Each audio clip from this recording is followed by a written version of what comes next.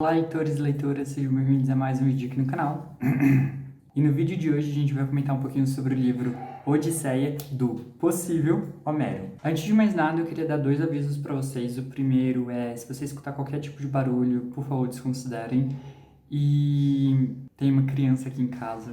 E o segundo aviso é que eu vou deixar aqui nos cards linkado para vocês o vídeo no qual eu comentei sobre a Ilíada, que eu também já resenhei aqui no canal. E naquele vídeo eu falei um pouco mais detalhadamente sobre a epopeia Ilíada e sobre o texto de apoio que eu utilizei para poder ler tanto a Ilíada quanto a Odisseia, que foi O Mundo de Homero, do Pierre Vidal-Naquette. Agora chega de papo furado e vamos então para a história da Odisseia. A Odisseia vai narrar os 10 anos de regresso do nosso personagem Odisseu, que lutou na Guerra de Troia. A Guerra de Troia durou 10 anos e o regresso de Odisseu a Ítaca, a sua casa, a sua ilha onde ele morava, durou mais 10 anos, totalizando 20 anos que Odisseu ficou fora de casa. Na Ilíada a gente já tinha certeza que Odisseu não queria ir para a Guerra de Troia, ele fingia ser mulher para não poder ser pegado pelo exército de Agamenon, ele fingiu ser louco e no final das contas ele teve que deixar a sua esposa Penélope e o seu filho recém-nascido Telêmaco para poder participar da Guerra de Troia.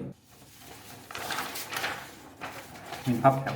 Odisseia vai ser dividida em grandes grupos de cantos, e do canto 1 ao canto 4 a gente vai ter um foco especial ao personagem Telêmaco, que é o filho então de Odisseu. Não é à toa que o pessoal chama esses 4 cantos de Telemaquia. Nesses 4 cantos, Odisseu já tem 20 anos, não sabe quem é seu pai, e a sua casa está cheia de pretendentes, porque muitos nobres e outros reis de outros reinos foram até Ítaca para poder então desposar Penélope. Penélope, mesmo sabendo que existe uma possibilidade do esposo dela estar morto, ela ainda tem essa dúvida e cogita a possibilidade de que Odisseu esteja de fato vivo e que ele possa então um dia retornar à sua casa. No primeiro momento, Penélope consegue driblar os pretendentes, criando então uma mortalha para Laertes, que é o pai então de Odisseu, o sogro então de Penélope. Laertes está quase velhinho, já está mais para lá do que para cá, então ela quer construir essa mortalha, tecer essa mortalha, que era objeto utilizado nos rituais fúnebres da Grécia clássica antiga, só que a Penélope tecia de manhã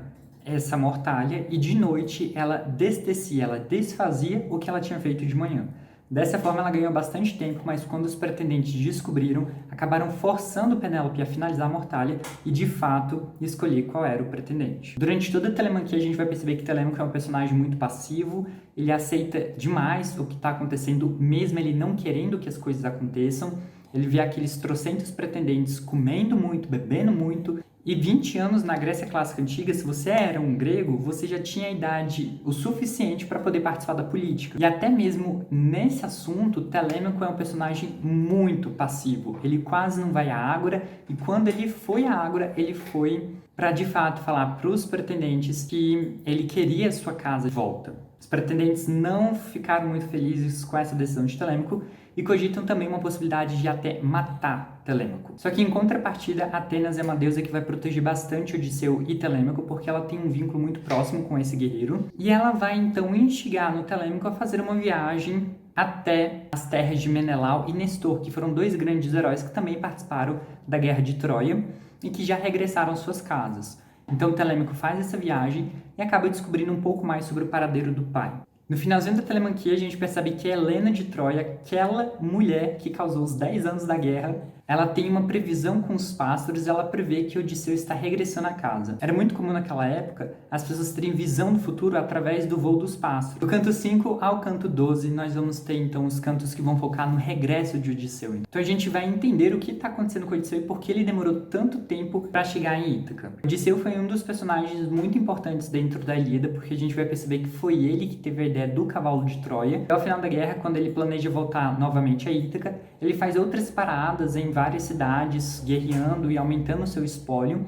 Caso você não saiba o que é um espólio de um guerreiro, vai lá no vídeo da Ilíada que eu expliquei direitinho para vocês. No final das contas, ele acaba parando em uma ilha no qual os ciclopes, aqueles grandes homens com um grande olho, moravam. E ele acaba encontrando Polifemo, que é o filho de Poseidon. Polifemo acaba capturando os homens de Odisseu e o próprio Odisseu. E o Odisseu, para tentar fugir dessa desventura que ele acaba encontrando, ele fura o olho do Ciclope e consegue fugir dessa situação. Só que, quando Poseidon descobre que o seu filho foi ferido, ele acaba então mandando pragas para Odisseu. Então a viagem de Odisseu não vai ser nada pacífica e ele vai ter muitas desventuras durante o regresso à sua casa. Então, Odisseu vai enfrentar monstros, por exemplo, a Caríbides, a Scylla. Ele vai ficar 1 ano com a ninfa Circe, mais 7 anos com a ninfa Calypso na ilha de Ogígia. Ele vai enfrentar muitas tempestades, muitas tribulações, muitos naufrágios. E para piorar a situação de Odisseu, os companheiros de Odisseu vão acabar comendo o gado sagrado destinado a Apolo. Quando Apolo descobre que o seu sacrifício foi comido por homens, ele não vai nem um pouco abençoar a viagem de novo do Odisseu e muitas desventuras vão acontecer, como por exemplo o naufrágio. Somente Odisseu vai sobreviver àquele naufrágio. E o antropólogo Claude Lévi-Strauss, não sei se eu estou pronunciando certo, eu acho que ele é francês, que segue mais ou menos essa corrente do estruturalismo, vai falar que os mitos, eles funcionam mais ou menos como se fosse um guia de comportamento humano. Ele vai falar que a nossa mente funciona como se fosse um sistema binário. A gente só tem conhecimento das coisas através dos opostos. Então eu sei o que é o branco porque eu já vi o preto. Eu sei o que é ser feliz porque eu já me senti triste. E eu sei aquilo que não é animal sagrado daquilo que é animal sagrado. Então os mitos eles têm essa capacidade de nos ensinar e é mais ou menos isso que a epopeia em si da Odisseia está nos ensinando. Não cria rixa com deuses, não coma os animais sagrados e cuidado com o que você fala. No final das contas, nesse último naufrágio, somente Odisseu ele acaba sobrevivendo e ele acaba parando em uma ilha do povo feácio. O povo feácio, a princípio, é um povo bem acolhedor e é um povo que tem bastante conhecimento marítimo. Alcino é o rei, então, dos feácios e a sua filha Nausica, a princesa do povo feácio, acaba descobrindo que existe um forasteiro na ilha. Ela acaba, então, tratando ele de uma forma muito hospitaleira, e isso tem relação, então, com a xenia, que seria mais ou menos uma lei sagrada para os gregos antigos, que era você tratar bem os seus hóspedes, porque pode ser que um deles seja um deus. Isso justifica bastante o porquê Penélope não fica doida lá em Ítaca com tanto homem para dar comida, enfim, porque eles seguiam de fato essa lei que é a xenia, que é você tratar bem o seu hóspede. E vai ser aí nessa ilha que a gente vai, então, descobrir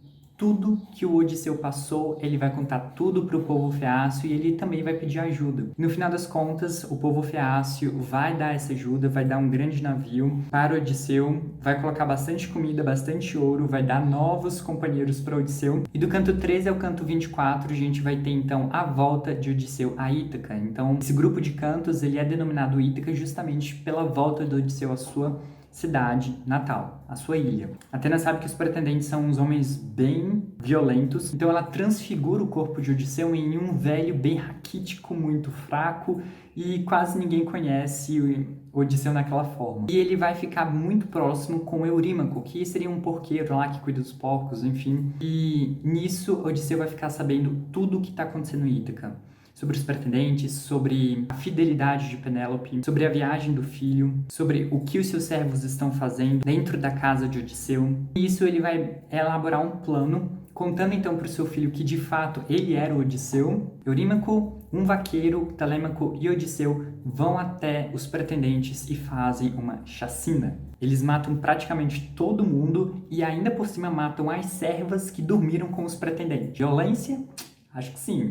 E então a nossa epopeia finaliza justamente quando Odisseu está voltando para a sua amada Penélope, vai resolver também alguns conflitos internos em Ítaca, lógico, porque Odisseu matou nobres e reis de outras cidades, então óbvio que vai ter uma grande confusão nisso tudo, mas Odisseu, junto com a providência divina da Atena, eles vão conseguir dar conta da situação. E uma característica bem interessante é que o final de Odisseia é mais ou menos um deus ex machina, que Atena chega no momento e ela meio que conserta a situação para o Odisseu. Falando agora um pouquinho sobre as edições, eu falei para vocês que a Ilíada, traduzido pelo Frederico Lourenço, é uma ótima tradução para quem não tem muito conhecimento dessas epopeias, porque ele não segue muito firmemente a métrica clássica grega, né, que são os hexâmetros datílicos, e ele traz um vocabulário muito mais próximo do leitor contemporâneo. Mas a Odisseia, eu li nessa edição daqui também da LPM Pocket, mas traduzido pelo Donald Schuller, acho que é assim que se pronuncia o nome dele. Também é uma tradução muito boa,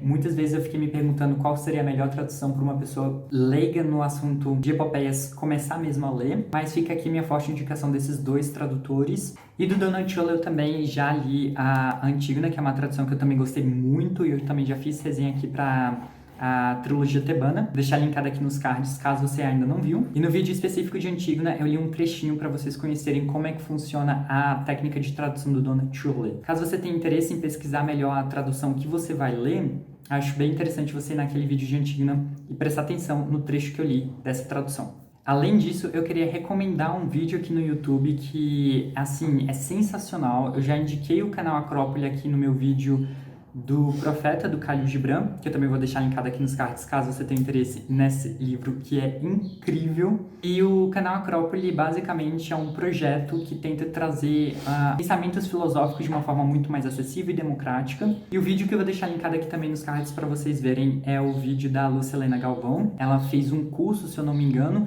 de grandes epopeias, e ela fez um vídeo específico da Odisseia, muito interessante. Ela aborda vários temas existencialistas, temas filosóficos, temas que, assim, de fato a gente pode repensar sobre a nossa própria vida. Então acho que vale super a pena. E a professora Lúcia é uma professora, assim, muito dedicada, é uma professora muito inteligente e, nossa, só amor para aquela mulher. E eu quero também saber a opinião de vocês sobre essa epopeia, caso vocês tenham lido, deixe aqui nos comentários qual é a sua opinião. Se inscreva no canal caso você não é inscrito, compartilhe esse vídeo com seus amigos que gostam de literatura, provavelmente eles podem curtir aqui os conteúdos do meu canal. E até o próximo vídeo!